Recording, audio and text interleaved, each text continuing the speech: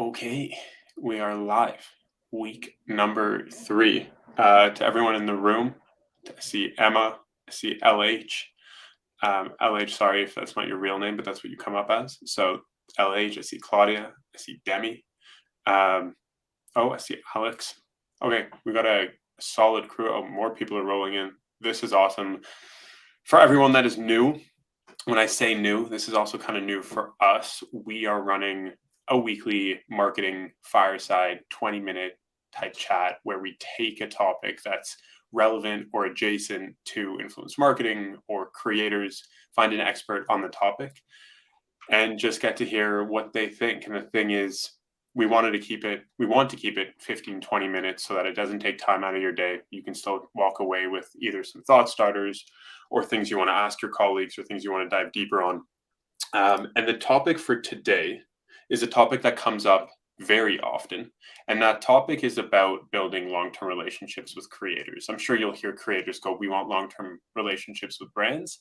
But on the brand side, it's still really valuable. But how do you go from finding the right creator and then it's what do you do and how do you act with them? And so we're lucky that we have a person beside me who knows the ins and outs of this, is working in this space every single day, is thinking about this stuff and guiding clients and big agencies and big consumer brands every day to figure out how do you act, how do we engage with creators so that marketing metrics are hit. Plus, if you really enjoy working with the creator, it really does become that partnership and not so much just that marketing campaign. So I'm going to stop talking because it's not really on me. Ellen, thank you so much for joining us.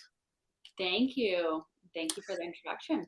Yeah, of course. Let me ask you this. Give me a little bit of background. How long have you been in the space? What have you done? What have you done in the space?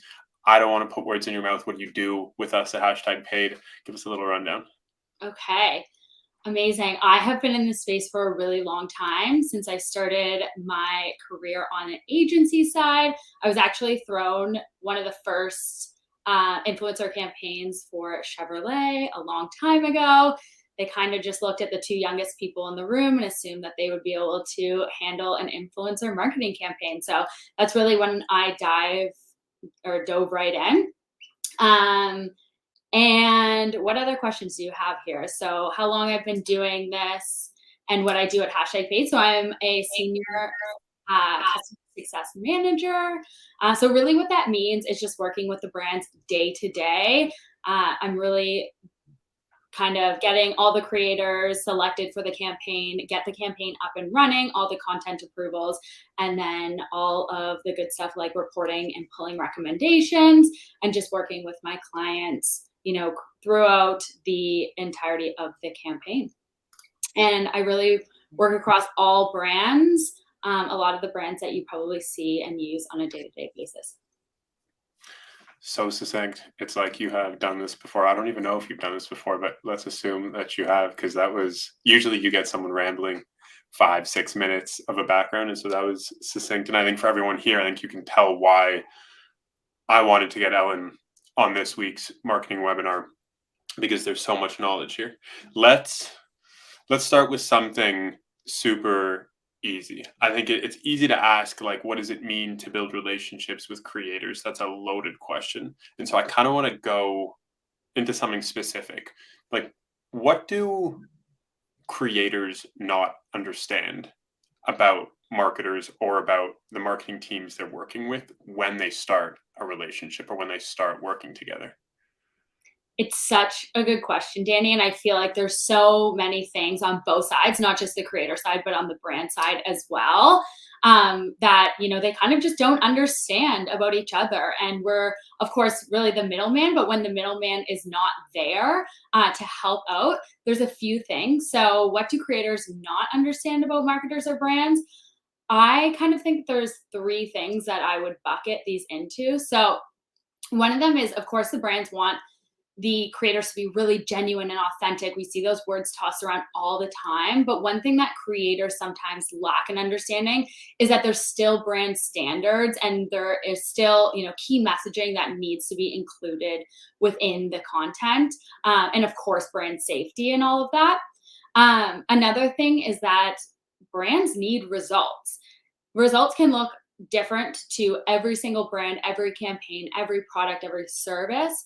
But at the end of the day, there needs to be some return on that ad spend. So whether that's top of the funnel, like impressions, or maybe that's really low funnel, like purchases, it could be as simple as clicks to the website. But really, when brands are coming to creators, they need some sort of result.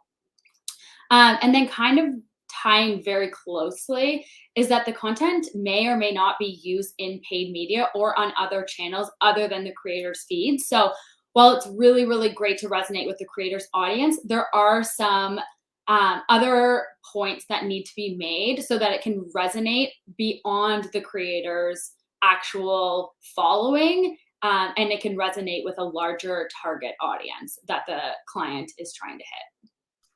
Okay, so what I'm hearing, and I was wondering where you were going to answer this, and this is kind of nice where it went, is that I think trust underlies it all, right? And where that trust comes from is objectives. It's like, what are we looking to do together? Not just say to our boss, we can work with a creator and we're doing influencer marketing. So if I even take it back a step before we get to the what do we think marketers not understand about creators equation, how do you help a marketer or brand step forward and like set the objectives? Or what do, maybe a better question is this, what do marketers need to be thinking about in terms of communicating to creators so that there is that understanding on both sides, so trust can be built and therefore over time a long-term relationship can be had? Yeah, it's a really good question. I think the number one thing that we really need from the brands is just transparency. So, what is it that you're looking to achieve with the campaign? Obviously, you want creators to speak to different things about the product and everything, but what is it that you're trying to actually achieve? What's the objective? What is the overall media plan? Of course, you don't need to break that down in detail, but what other avenues are you going through? What other creative ideas are out there? And just being really transparent with the creator from the get-go, what the objective is of the campaign and what you're really hoping to see come to life. It's interesting how we talk, like, before the influencer marketing world, there was just the agency world's always been around, and the agency will say, hey, here's an RFP, here's exactly what we're looking for, like, tell us your competency and where you slot in, and then we'll see if there's a fit. And if there's a fit, awesome, we're working together, we know what we're working towards. It sounds like it's the same process, just not so much in this RFP language, but more so, here's what we're looking to get out of it, here's what we need from you. Do you feel that this is right? Or like, do you agree? Is that kind of where you sit? It's like, let's build trust by just being super upfront from the jump. Yeah, absolutely. I think that a lot more brands need to be really particular with the creators they choose. And I think it goes the other way as well, that creators need to be really particular with the brands they choose, like you said, in order to build that trust and make sure it's a really authentic partnership. Cool. So we're building trust from the jump, something that might not be so sexy in terms of a viral campaign, but building trust, super important. I started off asking about what is it that creators maybe don't understand about the brands they're working with and their goals and their motives. Let's flip that. What is it that you think, from your experience working with marketers and ad agencies and brands directly, what is it that they don't really get, or maybe they overlook when they work with creators, that would be super important for the marketers in the room to start thinking about and to be aware of? Yeah, I love that we're talking about the traditional agency model, because I think that actually goes into the answer to this question. So typically at an agency, you start with maybe a 30 or 60-second TV spot, and that spot gets diluted into all of the different pieces of content for the campaign, whether that's programmatic, social, et cetera, et cetera. Of course, influencer marketing does not come from that 60-second spot. So I think a lot of brands are really used to that high production quality. And of course, you can get that through influencers, but it's going to be a lot more raw than your typical traditional TV spot or marketing campaign, where you're going to a production company and you have a post editing company and all of that. So really taking a look at the creator's content and being a little bit okay with that, like, raw authenticity from the creators. So seeing it less as a transaction to the creators and more allowing the creators to fulfill their creative integrity, I'll say, on the campaign, and not expecting maybe that 30 or 60-second really polished content. Got you. So we go from kind of pushing away the traditional flow. Like the flow makes sense in terms of hero piece of content. Now we want campaigns and channels to support the hero piece of content. But I think what I'm hearing from you is there has to be the acknowledgement that there is a reason why you're going to work with creators and in their form, and there needs to be that exchange, but also that understanding that they're not going to, unless they are a very high production value creator, they won't be giving you that same thing, which I think is a really good call out. One thing that a creator mentioned to me yesterday is, they're like, why is it that brands just continue to see the work with us as transactions? Like, how do you help marketers understand that the benefit here is you're working with a human, and that, like, again, there is that partnership long-term potential, but is that something that comes up often, that there might be a little bit more of a transactional, like programmatic ad network type relationship? Yeah, definitely. I think a lot of the times, the brand is in a bit of a spot because they're actually paying out the creator. They feel like they're helping the creator further their, feeds or their career and supporting them. So I do think that sometimes there can be a little bit more expectations on the brand, or sorry, from the brand to just kind of make revisions and see the content come to life more as an ad than as creator content.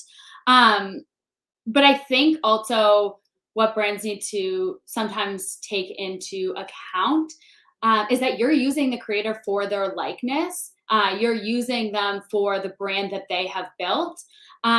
So seeing the value in that and not just seeing it maybe as a transaction of, okay, we're paying this creator to bring this to life, but you're also benefiting off of the likeness of that creator, and all of the work that the creator has done before this moment, in order to build their brand. That's an interesting distinction. And I think you're so right that there's obviously two sides to it. There's the functional skill that the creator brings, just like when a brand goes to work with a creative ad agency and they're creating such a piece of content because of their skill. But then the name, image, likeness, I think, is really, really important. Um, I think probably beneficial for everyone here. If do you have an example in mind of a brand that you've worked with, or a brand that you've seen run a partnership really well, and like that lead to a strong relationship in the future? Yeah, I actually do have one top of mind. So I recently did a few campaigns with Heineken. Shout out if they're watching right now.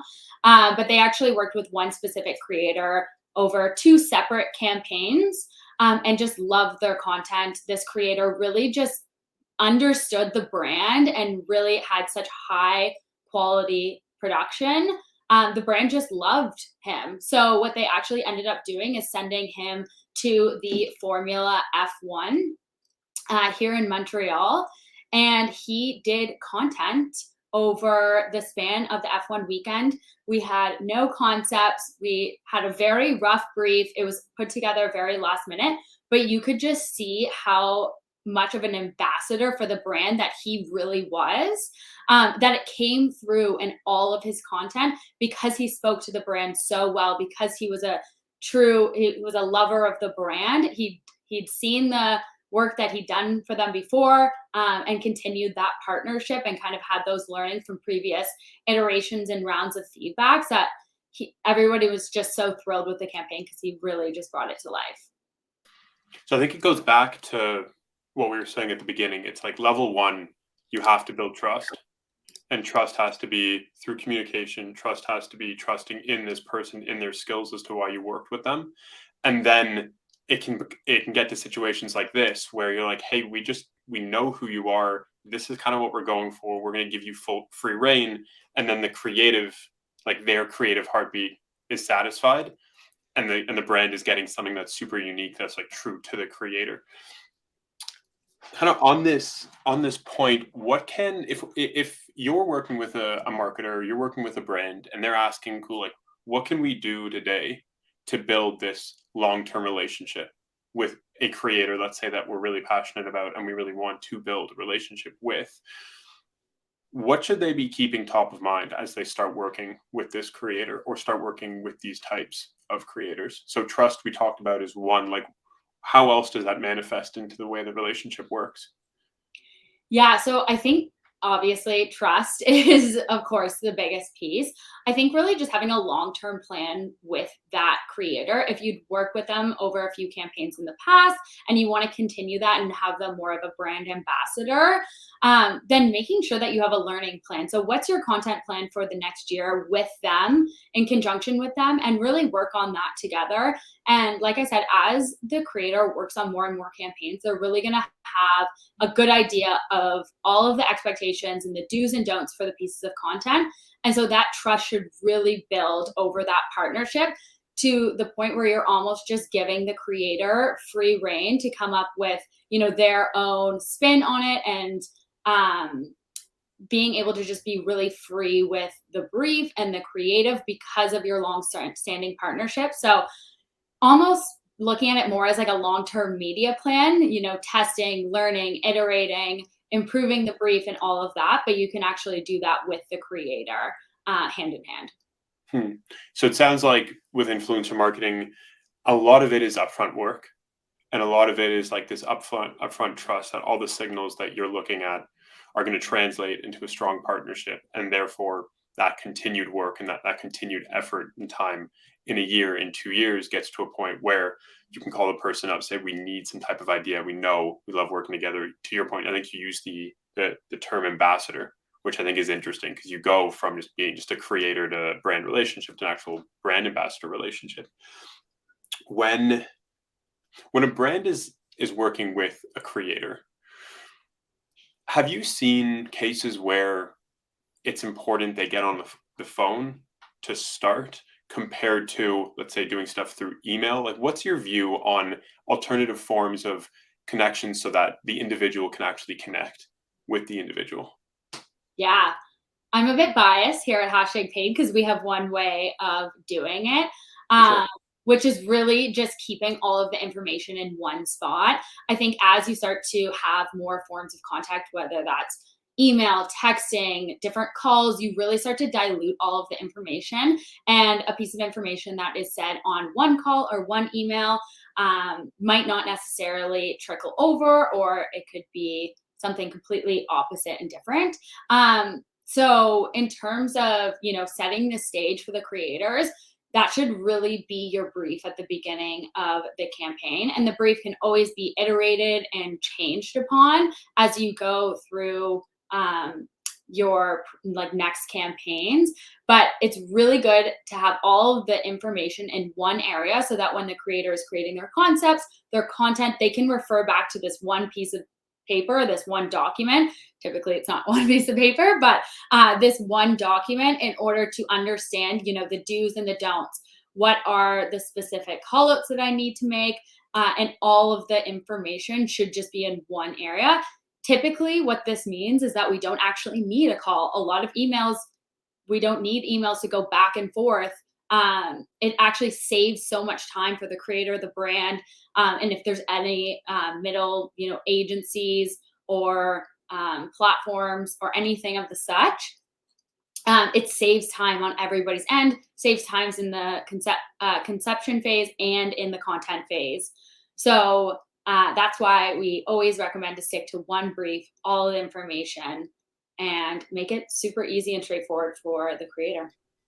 That makes sense. Keeping it all in one place so that there's limited questions. Because I think we were having a conversation last week, and on a campaign you were working on, there was like the creator, there's the manager, then there's like the hashtag pay team, then there's the client, then there's the ad agency, then there's this, and there's the activation partner, and all this stuff. So to your point, which I think is a really good call out of just the reality of what this takes to come to life, having things all in one place, especially if it can be through whatever it is, email platform, wherever you work, is super impactful.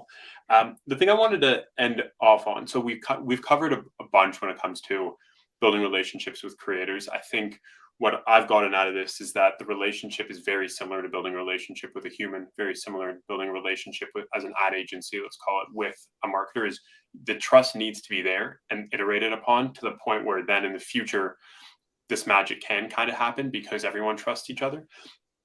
We were having a conversation about balancing creative integrity that the creators always want. You always hear them say, we want creative control. But to your point earlier, the brand needs certain things to be met. How have you found a good approach, or what is your approach to helping brands or marketers balance the creative integrity of the creator, but with the brief and the guidelines that they'd like to be followed? Yeah, it can be really tricky to balance the two of them. I think the main thing is choosing creators that are reflective of the brand. Like I spoke about before, it's so important that you have a creator that you feel their content and their feed and the way they present themselves is really in line with what the brand is looking for and the standards of the brand. So that is huge. And then another thing that I always say is just to remind yourself when you're reviewing the content and reviewing the concepts, is this something that really needs to be changed? Is this a regulated industry where you actually can't make those claims? Or is it just a personal preference? Is it just something that you would like or you don't really understand within the concept or the creative that doesn't resonate with you, but maybe it does resonate with a lot of, either their audience or the paid amplification audience. So really trying to like step away from a lens and take away your personal preferences on it and to try not to apply that to your feedback on the creative content or even the brief and try not to look at those things with bias. I like that. So it's almost like translated into, if you can go third party perspective, you can say like, what are the absolute do's, what are the absolute don'ts, and then everything on top is kind of nice to have, is what I'm hearing, which makes a lot of sense. Well, we're a little bit past 1:20 here on the eastern side of the country and of the world. If anyone else is on Pacific time on the West Coast or wherever else you're in the world, thank you for joining through or coming through. Again, these are always a lot of fun. We keep them bite-sized. We like to hone in on a very specific topic. Ellen, thank you for coming through. Thank you for sharing your knowledge. I hope everyone here took away some really valuable information. And then what I will say is next Wednesday at 1 p.m., we're tackling an interesting topic that I don't think many people talk about, but we have an unbelievable events team in-house that throws these amazing events, like major scale, smaller scale dinners, all the time. And they have a very distinct way of thinking about how to create memorable events that creators want to attend and want to continue talking about and attending in the future. And I think that's a cool place coming out of COVID into the IRL, into the in-person event space. So we'll be talking with our event lead, Carrie Ann Hamilton, next week. But to everyone here, have a great week. Thanks for all joining. And Ellen, thanks again for coming through and sharing your knowledge. Thanks, Danny. Cool. See you guys later.